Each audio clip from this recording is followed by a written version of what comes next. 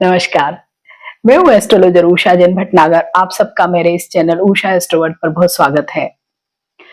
साल 2025 जस्ट आने ही वाला है, बस कुछ ही दिन और शेष हैं। और इसके साथ ही अगर नए साल में सबसे अधिक किसी चीज का इंतजार होता है तो वो होता है वार्षिक भविष्यफल जानने का। आप ज्योतिष में या इस तरह की कोई भी फ्यूचर टेलिंग टेक्निक्स में विश्वास रखते हैं या ना रखते हो, लेकिन आप जरूर देखते हैं। मीन्स सभी लोगों को बहुत ज्यादा उत्सुकता होती है कि आने वाला जो भी साल है वो हमारे लिए क्या कुछ लेकर आया है। तो इसी वार्षिक भविष्यफल की श्रृंखला में मैं आपसे वैदिक ज्योतिष के अनुसार 12 राशियों का वार्षिक भविष्यफल तो शेयर करूंगी ही, इसके अलावा न्यूमरोलॉजी मीन्स अंक ज्योतिष के अनुसार 1 से 9 अंक तक का भी वार्षिक भविष्यफल आपसे शेयर करने वाली हूँ। और प्रत्येक राशि के लिए या अंक के लिए एक डेडिकेटेड वीडियो में आपसे शेयर करूंगी। ये जो भी वार्षिक भविष्यफल जो राशि के अनुरूप होने वाले हैं वो चंद्र राशि पर आधारित होंगे। चंद्र राशि को जानना बड़ा ही आसान है। अपनी जन्म पत्रिका निकालिए, चंद्रमा को देखिए और चंद्रमा के आगे जो भी नंबर लिखा हुआ है वही आपकी राशि है। जैसे कि अगर चंद्रमा के आगे नंबर 1 लिखा, इट मीन्स आपकी मेष राशि है। तो ये जो वीडियो है वार्षिक भविष्यफल 2025 का मेष राशि पर ही आधारित है। मेष राशि एक ऐसी राशि चक्र की पहली राशि, मंगल से गवर्न्ड जो राशि है। अब 2025 में मार्च से ही इस पर शनि की 7.5 का प्रारंभ भी हो जाएगा। अभी तक शनिदेव मकर, कुंभ और मीन राशियों में 7.5 साल तक गोचर कर रहे हैं। हालांकि कुंभ और मीन में तो बने ही रहेंगे, लेकिन जो अगली राशि आने वाली है वो राशि है मेष राशि। मीन्स मेष राशि के लिए शनि का जो साथ अब मिलने वाला है 7.5 साल का, उसमें कुछ ही महीने शेष बचे हैं।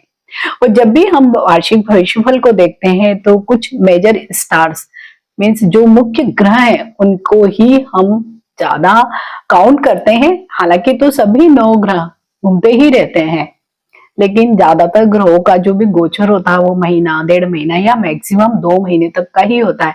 तो उन सब के लिए भी कई बार बीच में मैं भी उनसे रिलेटेड वीडियोस आपसे शेयर करती हूँ कि उस ग्रह गोचर का क्या परिणाम हमारी राशि पर होगा। लेकिन जो ग्रह बहुत लंबे समय तक एक ही राशि में बने रहते हैं उनके गोचर को वार्षिक भविष्यफल में बहुत ज्यादा महत्व दिया जाता है, क्योंकि हमारे जीवन की अधिकांश घटनाएं, क्योंकि जब भी कोई स्टार एक ही जगह एक ही राशि में प्लेस्ड होता है तो बहुत प्रभाव देता है। मीन्स अपने जो भी शुभाशुभ फल है उनमें बहुत अधिक वृद्धि हमें दिखाता है। तो ये जो 4 ग्रह हैं वो हैं बृहस्पति देव सबसे पहले, फिर शनि और फिर राहु और केतु। शनि देव तो 30 मार्च के बाद 2.5 साल तक एक ही स्थिति में रहने वाले हैं। वहीं पे गुरु का जो गोचर होता है 12 महीने और कुछ दिन, ऑलमोस्ट 13 महीने जितना समय होता है, इसलिए वो भी हम सब राशि वाले लोगों को बहुत अधिक प्रभावित करते हैं। इसके अलावा जो 2 ग्रह जो हालांकि सोलर सिस्टम में हम कहते हैं कि वो तो छाया ग्रह है, लेकिन वो बहुत ज्यादा हमारे जीवन को प्रभावित करते हैं और वो ग्रह हैं राहु और केतु। क्योंकि राहु और केतु भी 1.5 साल तक एक ही राशि में बने रहते हैं, इसलिए उनका भी प्रभाव बहुत अधिक हम पर पड़ता है। तो यहाँ पर जो वार्षिक भविष्यफल मैं आपसे शेयर करने वाली हूँ ये इन 4 ग्रहों पर ही मेनली आधारित होगा कि वो हमारे मीन्स मेष राशि के किस किस भाव से गोचर करेंगे और क्या क्या फल उनको मिलने वाले हैं। तो अभी वर्तमान में तो मेष राशि में जो शनिदेव का गोचर चल रहा है, पिछले 2.5 साल से ही जो गोचर चल रहा है वो 11वें भाव में, 11वां भाव लाभ का भाव है, डिजायर्स का भाव है, इनकम का भाव है, वहां पर उनका गोचर चल रहा है। और 11वें भाव में शनिदेव अच्छे प्रभाव भी देते हैं। तो शनिदेव की वजह से मेष राशि वाले लोगों को अभी तक तो ऐसा कोई प्रॉब्लम नहीं हुआ होगा, या अब जो बचे हुए 2-3 महीने ही है, क्योंकि 29 मार्च को तो शनिदेव राशि का ही परिवर्तन कर लेंगे और आपके इसमें भी दूसरे प्लेस पर वो आ जाने वाले हैं। तो अभी तक जितने भी इनकम से रिलेटेड, डिजायर से रिलेटेड चीजें हैं, आप उनको पूरा कर लीजिए, क्योंकि जब भी कोई बड़ा ग्रह गोचर होता है तो उसके कुछ महीने पहले ही या कुछ दिनों पहले ही हमें उसके कुछ ना कुछ रिजल्ट्स भी मिलने लगते हैं। तो टिल मार्च मीन्स अभी भी दिसंबर, जनवरी, फरवरी एंड देन मार्च भी पूरा ही है, मीन्स 4 महीने और अभी बचे हैं जहां पर शनिदेव का जो गोचर हो रहा है वो हो रहा है 11वें भाव में। तो वो आपके लिए अच्छा ही है, इनकम के सोर्सेज एज इट इज बने रहेंगे। मीन्स जो आपके जीवन में शनिदेव की वजह से अभी तक का जो 2.5 साल से जो शनिदेव के प्रभाव चल रहे हैं वो वैसे ही रहने वाले हैं, उसमें बहुत ज्यादा परिवर्तन अभी नहीं आएगा।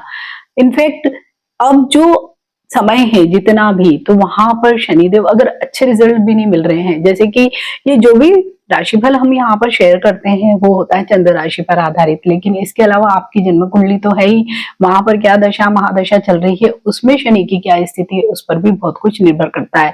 लेकिन अगर केवल चंद्र राशि पर ही अगर हम पूरे गोचर को देखें तो ठीक ठीक स्थितियां ही रही होगी, इनकम के क्षेत्र में कार्य अधिक करना पड़ा होगा, लेकिन उसके एवज में शनिदेव ने आपको रिजल्ट्स भी दिए होंगे। वहीं पे पांचवें भाव पर उनकी जो डायरेक्ट दृष्टि थी वो भी जो सप्तम दृष्टि 5वें भाव पर थी, तो संतान पक्ष से या लव रिलेशनशिप या आपकी एजुकेशन से रिलेटेड जो जो भी चीजें रही होंगी उनमें अब सब में परिवर्तन आने वाला है। तो उन सबसे संबंधित जो भी काम आप अभी तक करना चाहते हैं तो इन 4 महीनों में आप अवश्य ही कर लीजिए। विशेषकर स्टूडेंट्स के लिए अगर फॉरेन एजुकेशन का कोई भी अगर प्लान कर रहे हैं तो जरूर उसको मटेरियलाइज करने की कोशिश करिए। लव रिलेशनशिप को अगर मैरिज में मटेरियलाइज करना चाहते हैं तो भी कर सकते हैं। टिल मार्च तक यही स्थितियां आपके लिए रहने वाली है। 29 मार्च 2025 को ही शनिदेव अपनी राशि का परिवर्तन करेंगे और मेष राशि के 12वें भाव से गोचर करेंगे। 12वां भाव क्या है? व्यय का भाव है, मोक्ष का भाव है, धर्म का भी भाव इसे माना जाता है, और इसके अलावा विदेश से संबंधित या आपका जो भी जन्म स्थान है उससे बहुत दूर की चीजों को यहाँ से देखा जाता है। तो 12वें भाव में जैसे ही शनिदेव आएंगे उसके साथ ही क्या होगा, आपके शनि की 7.5 का प्रारंभ भी हो जाएगा, क्योंकि 7.5 का जो प्रथम चरण होता है वो 12वें भाव से ही होकर जाता है। तो यहाँ पर मेष राशि वाले सभी लोगों के लिए कुछ चीजें अच्छी भी होगी, कुछ चीजें बुरी भी होगी। तो 29 मार्च से मीन्स 30 मार्च हम बोलेंगे, तो 30 मार्च से ही शनिदेव जब 12वें भाव व्यय भाव में आ जाएंगे तो क्या स्थितियां होंगी। सबसे अच्छी स्थिति एक ये होने वाली है कि विदेश से संबंधित जो भी कार्य मेष राशि वाले लोग करने वाले हैं, करना चाहते हैं, भले वो पढ़ाई के लिए हो, आपके एक्सपोर्ट इंपोर्ट बिजनेस के लिए हो, ट्रेवल के लिए हो, लेकिन यहाँ पर शनिदेव ज्यादा स्थितियां ऐसी बनाने वाले हैं कि आप किसी न किसी कार्य से संबंधित चीज के लिए ही विदेश यात्रा का अगर प्लान करते हैं तो वो आपका प्लान जरूर सक्सेसफुल होगा। जब आप 12वें भाव में शनिदेव आ जाएंगे तो आपके जॉब में चेंज जरूर आएगा। आप मानकर चलिए कि अप्रैल से लेके अक्टूबर तक मेष राशि वाले सभी लोगों के लिए जॉब में कोई चेंज, भले ही आपकी ट्रांसफर हो, आपकी प्रमोशन हो जाए, आप अपना प्रोफाइल चेंज कर ले या जॉब स्विच कर ले, मीन्स किसी न किसी प्रकार से आपका जो कार्य क्षेत्र है, सेम यही स्थितियां जो लोग बिजनेस में हैं उनके भी कार्य क्षेत्र में कुछ न कुछ परिवर्तन अवश्य ही होगा, और विशेषकर ये होगा अप्रैल से लेके अक्टूबर तक के महीनों में। इन महीनों में बहुत ज्यादा संभावना है कि आप अपने कार्य क्षेत्र में कुछ न कुछ चेंज अवश्य ही करें। जब शनि की 7.5 वो भी 12वें भाव व्यय भाव में आ जाएगी तो क्या होगा, व्यय तो होगा ही, लेकिन इसके साथ ही होगी भागदौड़, बहुत ज्यादा मेहनत। और शनि की 7.5 या शनि पैरों के प्रतीक है, मीन्स आपसे बहुत ज्यादा ट्रेवल करवाने वाले हैं।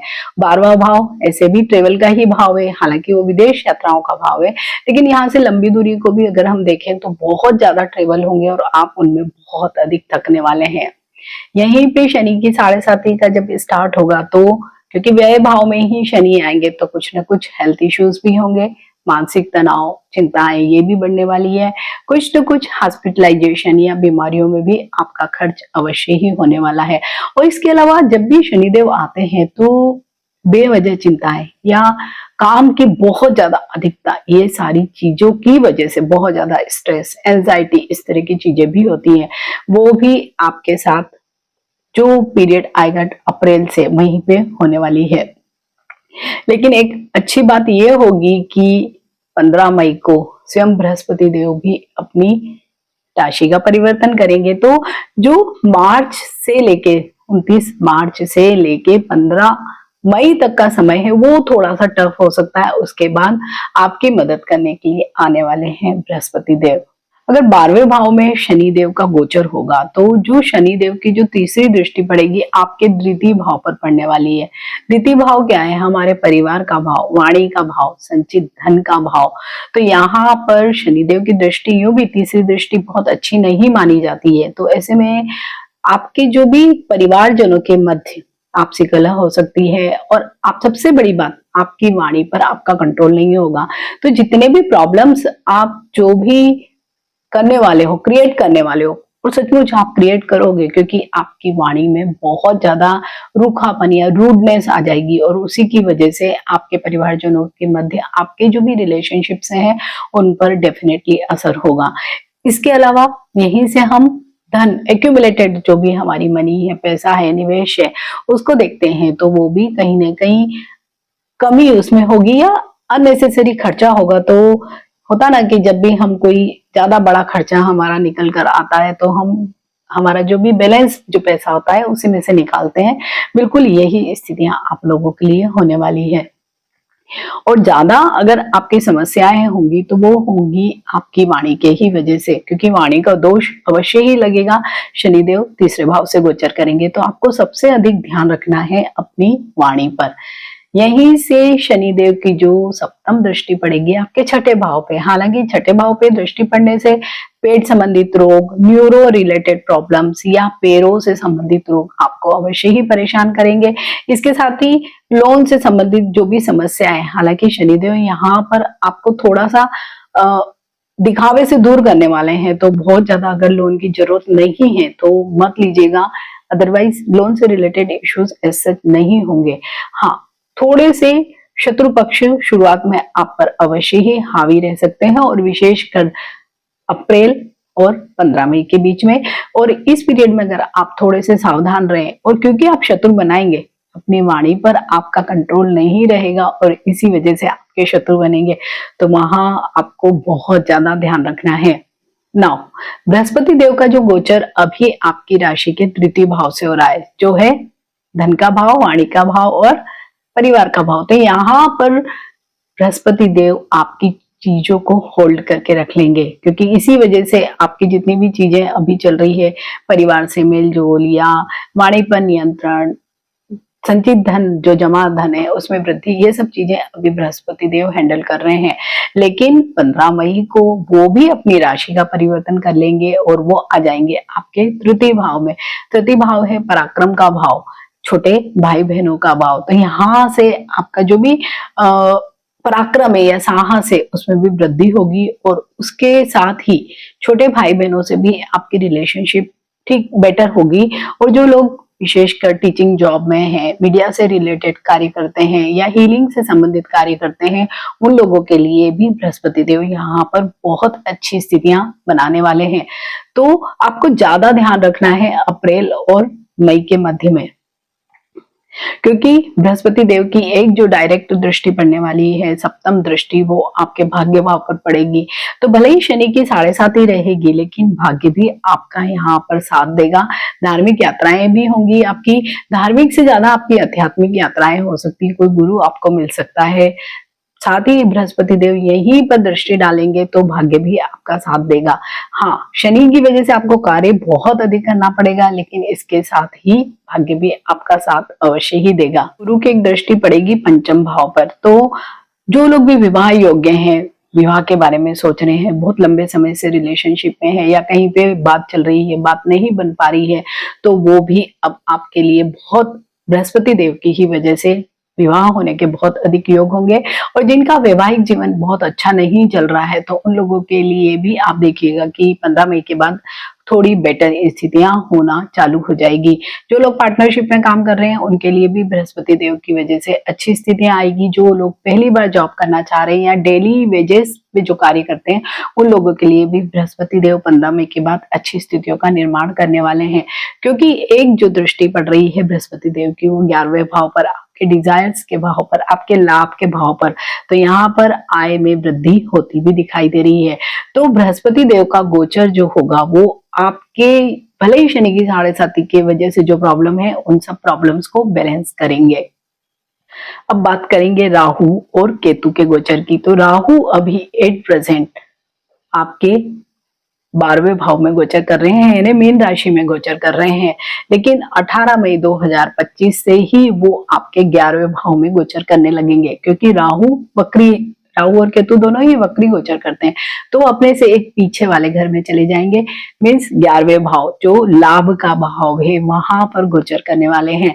तो जब भी 11वें भाव में राहु का गोचर होता है तो वो आपके डिजायर्स को बढ़ा देता है, और जब भी हमारी इच्छाएं बढ़ती है तो हम क्या करते हैं, हम उद्यम ज्यादा करते हैं, प्रयत्न ज्यादा करते हैं। बिल्कुल वैसी ही स्थितियां आप लोगों के लिए 18 मई के बाद होने वाली है, जब राहु की वजह से आप एनी हाउ अपनी इनकम को बढ़ाने वाले हैं, शॉर्टकट से, बेईमानी से, या ऐसे जो कई तरीके होते हैं ना जहां पे अचानक से ही बहुत पैसा मिल जाए, बिल्कुल वही स्थिति आप लोगों के लिए होने वाली है। लेकिन इसी के सामने पंचम भाव में आ जाएंगे केतु।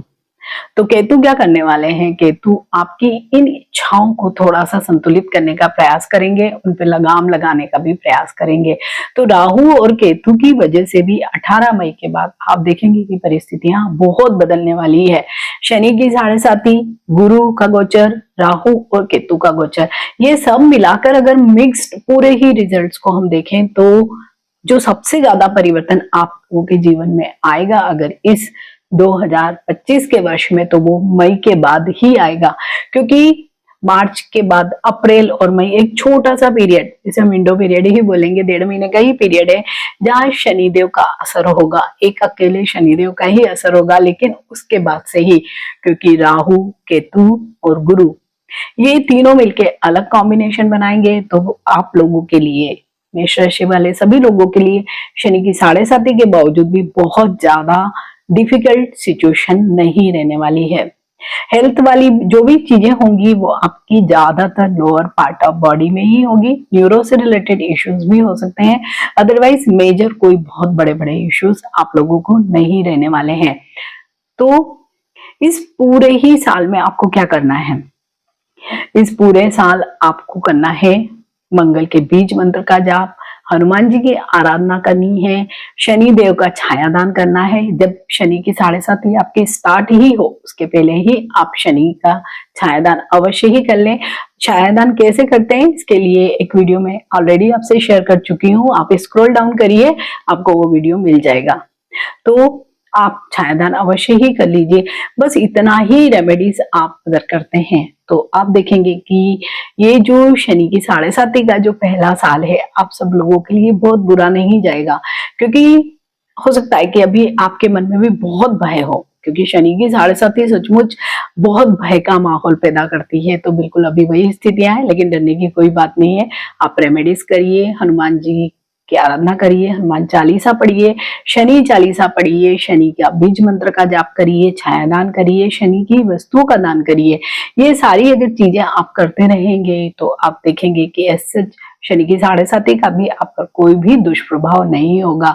तो मेष राशि वाले सभी लोगों को मेरी तरफ से बहुत बहुत शुभकामनाएं। आगे आने वाला साल उन लोगों के लिए बहुत अच्छा रहे। सभी मेष राशि वाले लोगों को मेरी तरफ से हार्दिक शुभकामनाएं। तो मिलते हैं एक नए वीडियो के साथ, एक नए टॉपिक के साथ। टिल देन, नमस्कार।